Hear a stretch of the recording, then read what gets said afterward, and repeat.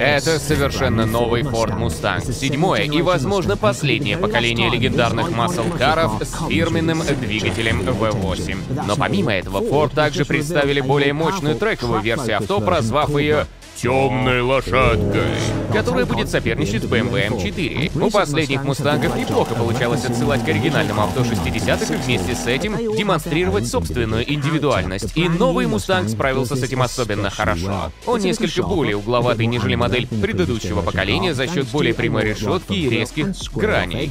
Фары стали прямоугольнее, чем раньше, но и тоньше, благодаря чему машина смотрится суровее.